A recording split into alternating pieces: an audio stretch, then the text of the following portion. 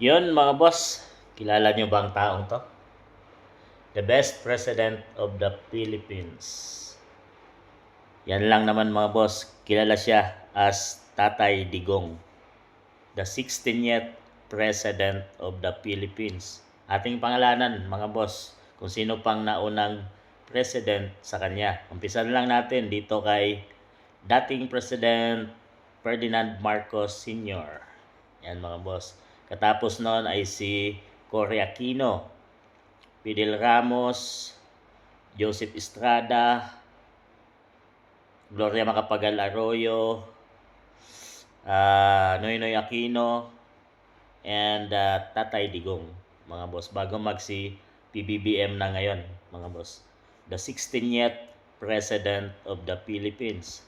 So, alam kong maraming hindi sang-ayon dito mga boss, no? Na siya ang the best president.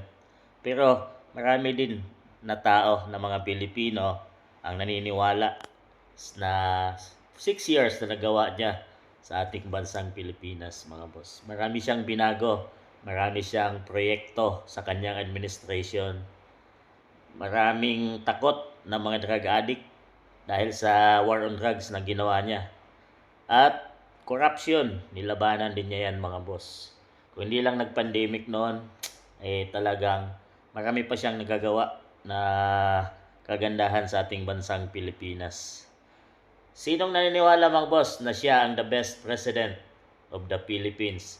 The 16th President of the Philippines, Tatay Digong Duterte.